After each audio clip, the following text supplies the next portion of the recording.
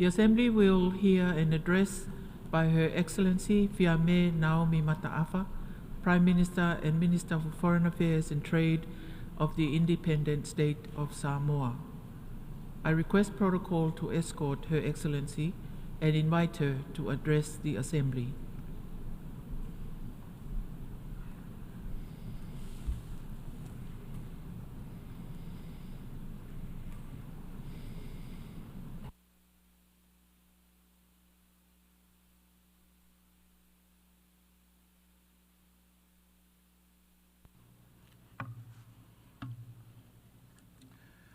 Madam President, Excellencies, Tara Falawa, and good afternoon. I would like to extend my congratulations to His Excellency Mr. Philemon Yang of the Cameroon on the assumption of the presidency of the 79th session of the General Assembly. The theme of your presidency is one which resonates with us as we strive to navigate a path towards a more peaceful, sustainable, and resilient future for our people and the planet.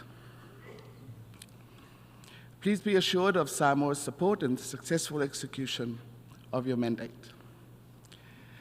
The effects of climate change are being lived in real time.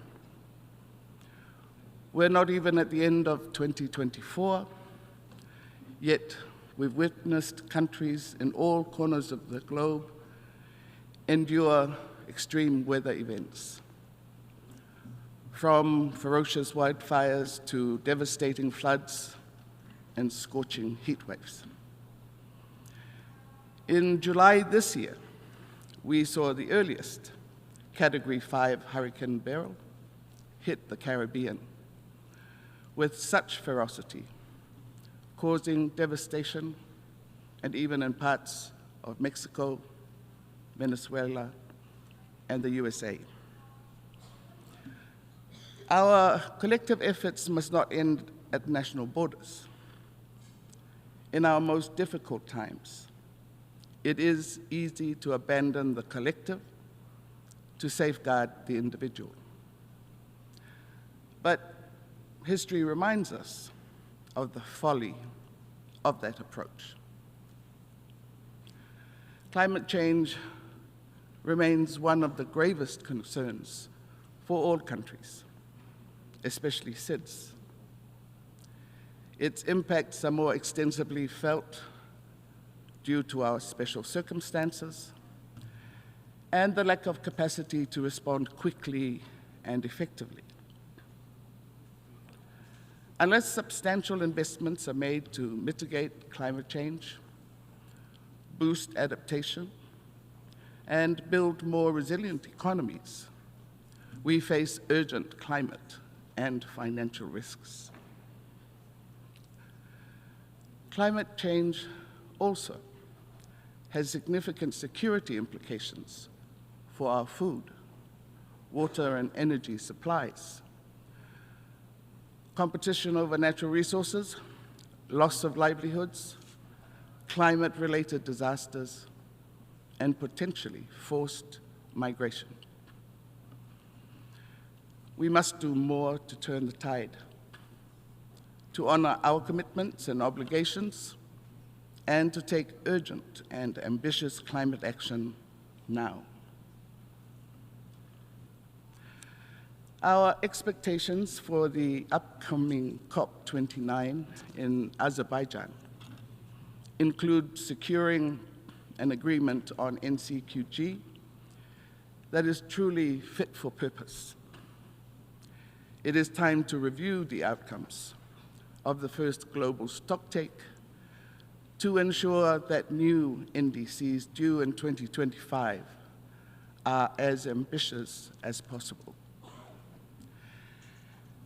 Excellencies, we must keep global temperatures below 1.5 degrees Celsius. This is a red line for many SIDS like my country, Samoa. In this era, of unprecedented sea level rise, international law must evolve to meet the climate crisis and the disproportionate effect it has on SIDS.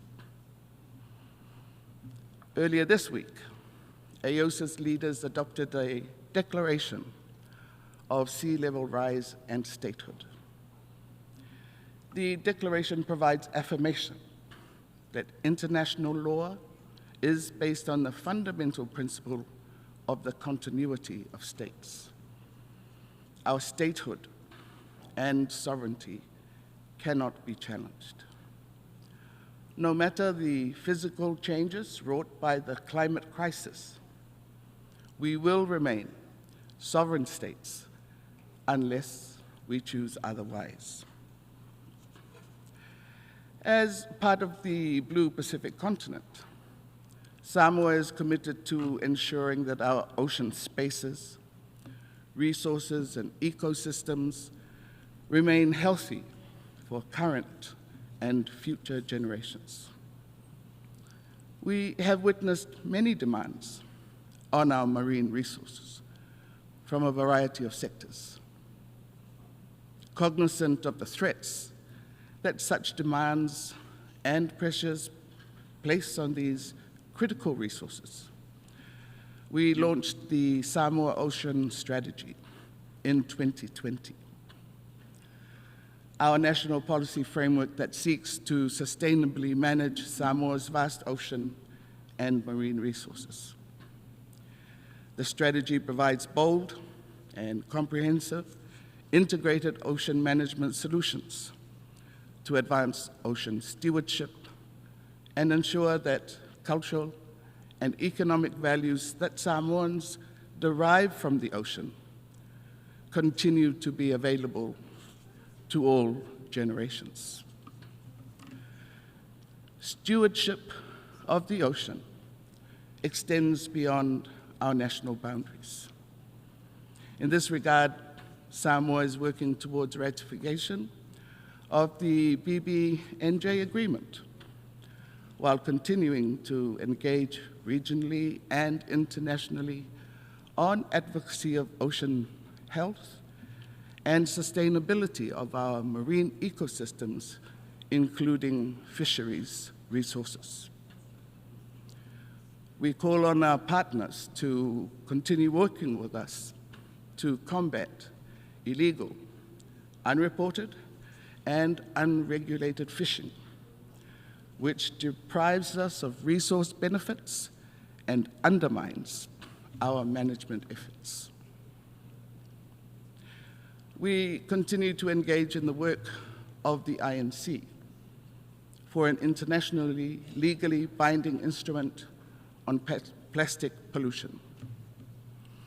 For Samoa, the need to address the global plastic pollution problem, especially in the marine environment, is a priority.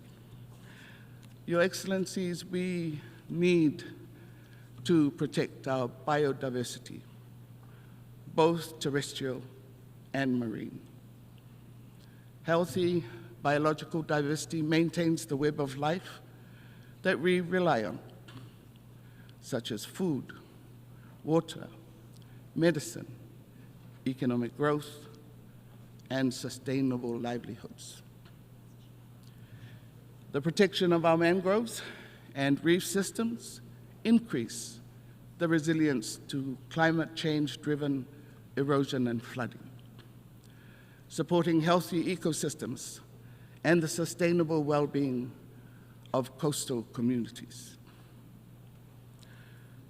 Our experience with COVID-19 pandemic has taught us to be better prepared for global pandemics. Non-communicable diseases are a priority concern and accounts for much of the burden of diseases in Samoa. Chronic NCDs are overtaking communicable diseases as the dominant health problem and are the leading causes of mortality, morbidity, and disability. At the national level, NCDs account for almost half of the deaths, and premature deaths at that, in Samoa. Excellencies, food security is a priority that requires the transformation of our food systems. We must return to locally produced, quality, fresh foods with less reliance on processed, imported foods. As important is the need to address the balance of issues of access, affordability, and convenience against quality and well-being. In last May, we met in Antigua and Barbuda for the 4th SIDS conference, where we adopted the ABAS, a 10-year action plan for our sustainable development. SIDS are in the crossfire of multiple crises: climate change, the economic and social repercussions of COVID-19, which many of us still haven't fully recovered from. We face a unique set of vulnerabilities which impede our ability to achieve sustainable development. Most SIDS, like Samoa, face high indebtedness, compounded every time there is a natural disaster. These disasters will only increase and intensify as long as climate change remains unaddressed. The work of the Systematic Observations Financing Facility and the Risk-Informed Early Action Partnership in this space is much appreciated and fully supported by SIDS. Samoa looks forward to the timely and effective implementation of the MVI by international financial institutions and our development partners as a tool to assist SIDS in accessing finance. I am determined in this call, not only as Prime Minister of my country, but as chair of AOSIS. In July this year, Samoa presented its 3rd voluntary national review report to the high-level political forum. Its focus is on the continued commitment of the government to the implementation of the 2030 Agenda for Sustainable Development at a pace commensurate with our prioritization, resource availability, and active engagement of our communities. We continue to place emphasis on achieving the SDGs through a balancing of the strengths of our culture and society, transformative reforms, effective resource mobilization, and the careful management of our natural environment. Your Excellencies, the Global Digital Compact has been a focus of this year's Summit of the Future, aimed at establishing a comprehensive framework for the governance of digital technologies and the Internet. We request that support for SIDS include capacity building, technical assistance, and strengthening digital infrastructure through cybersecurity measures and educational initiatives for public and private enterprises. The successful implementation of the Digital Compact will require a coordinated and multifaceted approach with the assistance of UN entities and development partners in applying the principles to our national context as well as to the regional and global levels. Samoa remains a peaceful country, committed to justice and the protection of human rights. We are concerned that the wars in Ukraine and the conflict in Gaza and surrounding areas are still ongoing with no resolution in sight. The terrible loss of civilian lives, displacement of people, as well as the destruction of infrastructure and the environment is something we do not condone. The provision of arms to these conflicts needs to cease. Arms and weapons only fuel more death and destruction.